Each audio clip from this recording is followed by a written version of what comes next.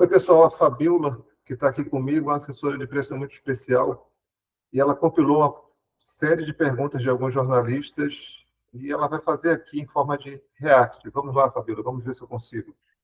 Tá, vamos lá. Em linhas gerais, para o entendimento de quem é leigo, de que forma os rios são necessários para as indústrias do PIN? Qual é o papel deles para a logística das indústrias? O rio, ele é o caminho que traz o material para a indústria do Polo Industrial de Manaus. O rio representa cerca de 60% das cargas que vêm para Manaus, não só para a indústria, mas para a indústria e comércio. O rio permite a navegação dos grandes navios, dos navios que trazem navegação de longo curso, como é chamada, aquelas que vêm do exterior para Manaus, trazem navegações de cabotagem ou navegação de interior, conforme a opção de cada um de como ler essas terminologias, mas que vêm do Brasil para Manaus. Então, essa navegação de cabotagem por container, essa navegação com containers nos navios, navegação de longo curso com containers no navio, que vem do exterior para Manaus, vem pelos rios. 60% das cargas que vêm para Manaus vêm pelos rios. Tem 1% aí que vem por avião, e o restante estima-se que vem pelo modal rodofluvial, também vem pelos rios, só que em balsas. O risco da seca ela afeta esses grandes navios, ele não afeta as balsas que vêm para Manaus. Teria que ser uma seca muito mais severa para afetar essas balsas. Então, afeta de maneira substancial. No ano passado, estima-se que as indústrias gastaram mais de 1,4 bilhões de reais de sobrecusto com a seca. Isso é uma pesquisa primária que nós fizemos, eu fiz parte do grupo que fez essa pesquisa. Eu também faço parte do grupo que fez uma pesquisa que estimou para esse ano, caso a seca se apresente como parece que se apresentará, a gente já estima 500 milhões de reais de sobrecusto para a indústria. Então, isso é muito expressivo para a nossa região. A pergunta seguinte é: como funciona a logística em época de cheia? Se possível, dê exemplos ilustrativos citando os modais usados e rotas. Os modais usados para Manaus, primeiro modal, modal aquaviário, segundo modal, modal rodoviário, que de fato é o modal rodofluvial, e o modal aéreo. São três modais disponíveis para Manaus. Em épocas de cheia, em épocas normais, esses três modais operam. O aeroporto de Manaus é o terceiro mais importante do país, primeiro mais importante Guarulhos, segundo Campinas, terceiro Manaus. Há um volume expressivo de cargas que vem para Manaus de avião. O segundo modal mais importante é o aquaviário, que junta a navegação de longo curso de cabotagem, correspondendo à questão anterior. Cerca de 60% das cargas vêm por esse modal. Em épocas de vazante, isso aí muda tudo, a configuração, épocas de vazante extrema, muda tudo essa configuração. E não há dados estatísticos oficiais de uma mudança dessa dinâmica, porque por mais que as cargas venham de navio na seca, o que vai acontecer é que esse container tipicamente vai passar por uma balsa ou para alguma alternativa de ficar esperando em algum outro ponto, ele vai terminar transitando ainda pelo modal aquaviário. São raros os casos que há o DTA, o transbordo do navio para avião ou caminhão e o trânsito para Manaus, ou seja, por mais que seja na época da seca, vai continuar mais ou menos nessa condição, só que com custos muito maiores pelo trânsito de balsa ou por ficar esperando parado em algum porto. A terceira pergunta: o que muda na logística com a vazante extrema? A uso de transporte de avião, indústrias deixam de produzir, por exemplo?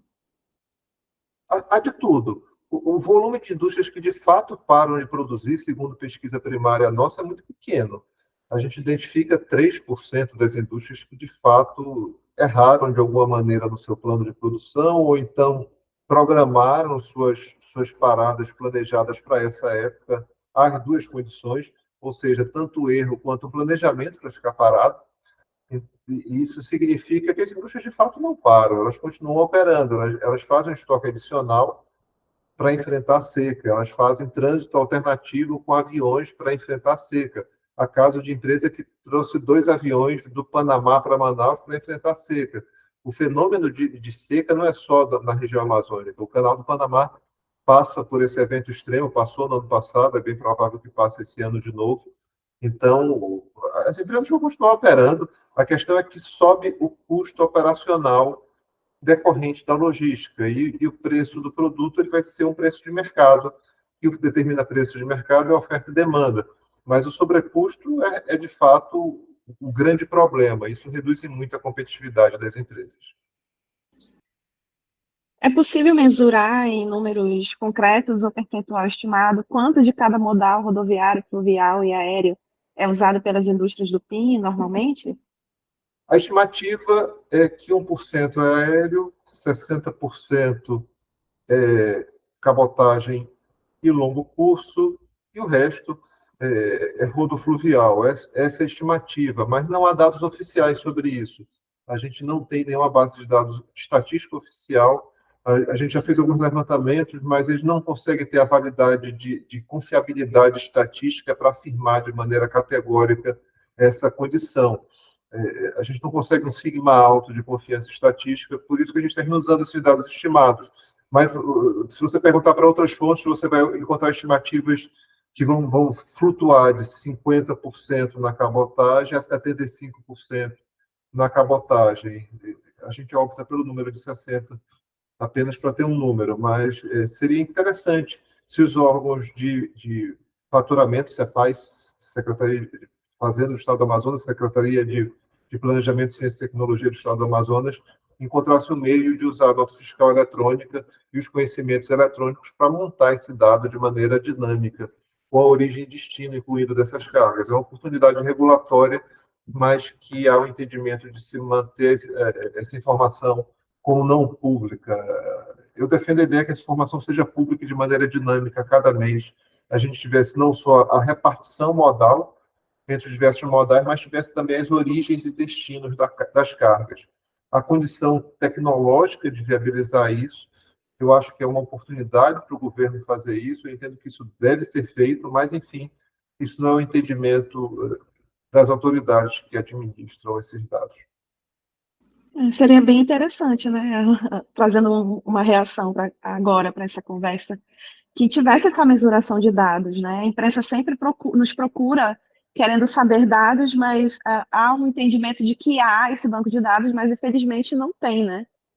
Eu tive um orientado de mestrado, que foi um dos meus primeiros orientados de mestrado, tem bastante tempo, que ele pegou os dados primários da Secretaria de Fazenda, a gente conseguiu, como aluno da Universidade Federal do Amazonas, acesso a esses dados, porque são dados sigilosos do ponto de vista do registro público, mas para a pesquisa científica a gente conseguiu acesso, claro, sem vazar nenhum dado de contribuinte, e a gente mapeou isso naquele momento, foi fantástico, ou seja, o método sobre como fazer já está resolvido, a universidade já tem um método, isso está publicado no trabalho científico, e está bem mapeado sobre como fazer, não só para volume, mas para origem, para destino e para modal.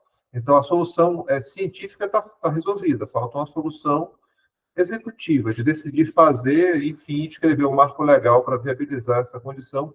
Isso seria uma mudança no paradigma de gestão pública e de gestão de transportes do país. Eu, como alguém que lecionou política pública, para mestrado, alguém que reflete infraestrutura e desenvolvimento da Amazônia, para mim isso já deveria ter sido feito. Esse trabalho já foi publicado há muitos anos, já deve ter 10 anos que esse trabalho foi publicado, e há 10 anos que a gente pede para as secretarias de Estado terem esses dados, mas, enfim, a gente é ouvido educadamente, mas ouve um não educado também. Que pena, né? A próxima pergunta é: na prática, qual o impacto de uma vazante extrema para indústrias do PIN? Despesas, férias coletivas, demissões, fechamento de portas, etc. Há dados sobre 2023? Ninguém vai fechar as portas, isso não traz esse impacto, ninguém vai parar de produzir, não haverá perda de empregos, eu não consigo ter dados estatísticos de pesquisa primária que mostrem isso. Não há isso. O evento é um evento sazonal, todo mundo conta com ele, todo mundo coloca ele no seu planejamento em maior ou menor grau. A perda que existe é uma perda de competitividade, há um sobrecusto. E há dados sobre isso, aqueles que eu já falei, eu compreendo que o que a Fabiola está fazendo aqui é compilando perguntas de vários jornalistas, e a gente, por vezes, volta à mesma condição. 1,4 bilhões de reais de custo no ano passado, estimativas esse ano de 500 milhões de reais. Isso é perda de competitividade, mas não há perda de emprego. Não há perda de produção no polo industrial de Manaus. O polo industrial de Manaus é um polo hoje crescente. Há, de fato, um otimismo no médio e longo prazo com o polo industrial de Manaus. A reforma tributária trouxe e trará mais segurança jurídica ainda para as empresas que operam aqui na região. Não há isso, eu não consigo perceber isso. Agora, claro, aqui há acolá oportunidades, aquele produto, aquele outro produto pode, num caso muito particular, se tornar menos competitivo ou ficar muito mais caro, mas são as exceções, não é a regra. A regra é que as empresas se planejam para isso, todo mundo tem isso nas suas ferramentas de planejamento. Tá, agora a última pergunta. Se as secas extremas se tornarem realidade, é possível que essas indústrias optem por deixar a região por conta das dificuldades de logística e transporte? Se a seca extrema se tornar realidade, ela já se transformou em realidade. A seca extrema foi extrema no ano passado, não há mais dúvida que existe uma nova dinâmica de aquecimento global, não há mais dúvida disso. O que há de solução são novas matrizes de transporte. As repartições modais elas vão começar a ganhar outros contornos. A decisão locacional por Manaus não é por um fator. Se a gente é que sempre as pessoas querem um culpado para algo acontecer. Não é assim que se dá o processo decisório de locações industriais. Há vários autores, desde a década de 60, Izard e outros, que discutem locações industriais. Eu vou deixar o link dos autores que discutem isso ao longo do século passado, ao longo desse século. As locações industriais são decididas por outros fatores. Quem dera só um fator resolvesse o problema da locação industrial. Está longe disso. As locações industriais são decididas por uma série de fatores. Também não é só o incentivo fiscal. O incentivo fiscal é um dos fatores, a logística é um dos fatores, a capacidade tecnológica é um dos fatores, o nível de competitividade de cada país é o principal fator, o nível de competitividade de cada locação. Há uma cesta de indicadores.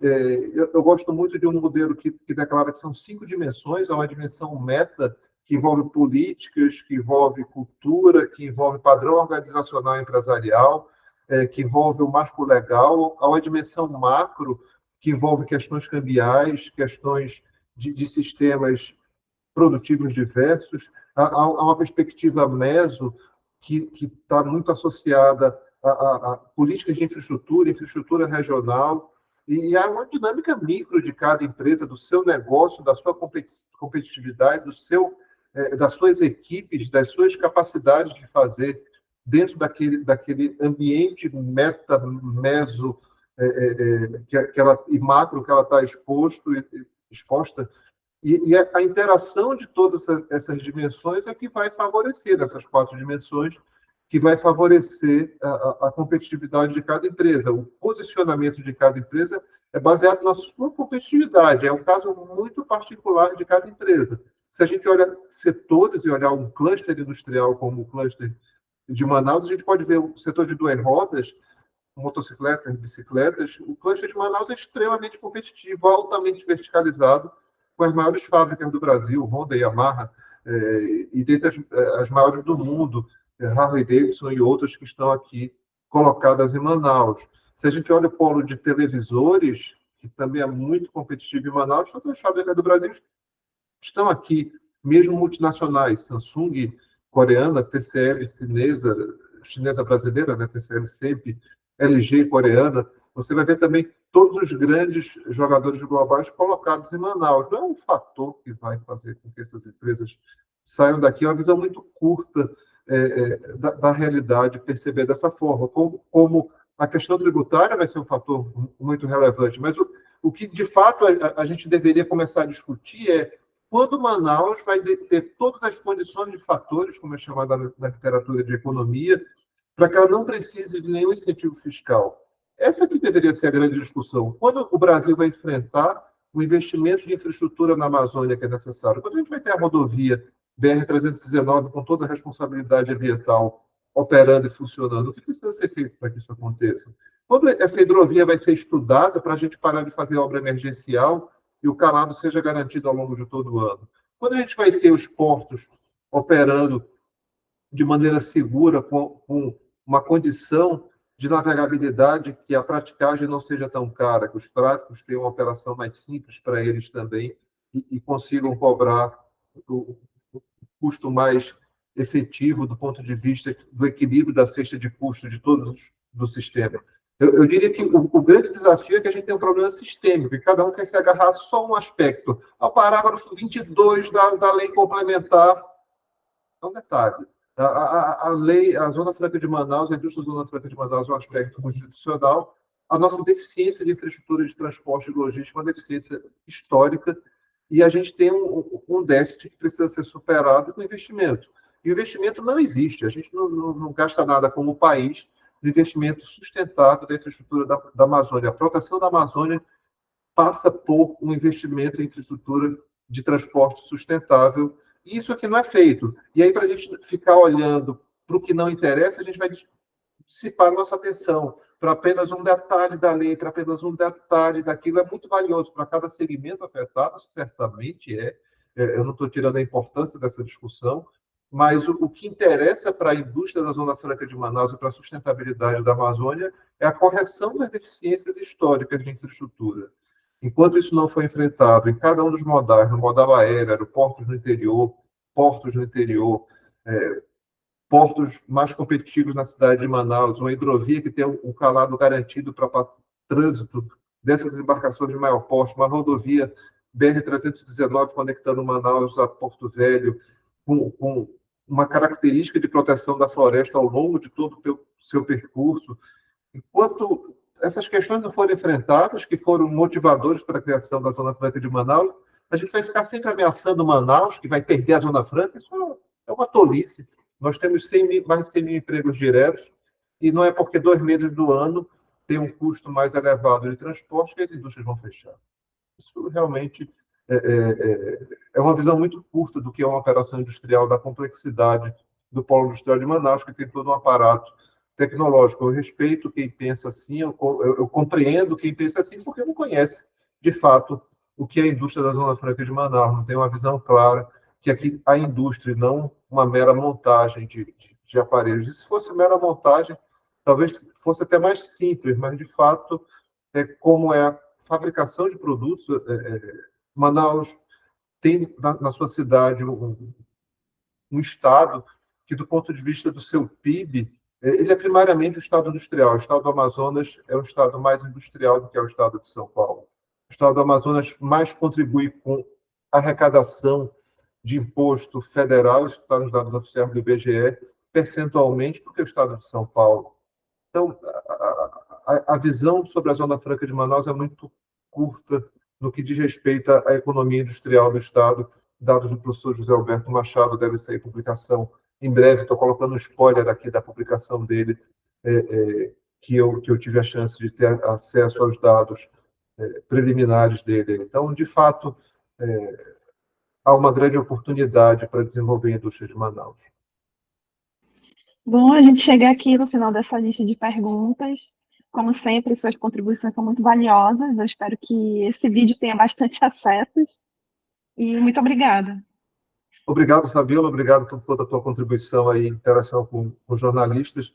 Obrigado por ter compilado essas perguntas, e eu compreendo que o trabalho do jornalista muitas vezes provocar quem é perguntado para buscar algum dado adicional, alguma questão adicional, e eu tenho certeza que a maior parte dos jornalistas que você tem a consciência ambiental adequada e entende que a indústria da Zona Franca de Manaus ela é valiosa não só para as pessoas de Manaus, mas também para a proteção da Amazônia. A gente precisa aumentar o entendimento do que é o aquecimento global, aumentar o entendimento do que é o desafio de estar na Amazônia, aumentar o entendimento do que é desenvolver a indústria nacional e desenvolver o Brasil, não só no Sudeste, não só nas regiões centrais do poder político, mas todos os interiores. A gente tem muito para fazer na nossa região. Obrigado aí pelas perguntas, obrigado pela contribuição. Valeu, pessoal. Tchau. Tchau, tchau.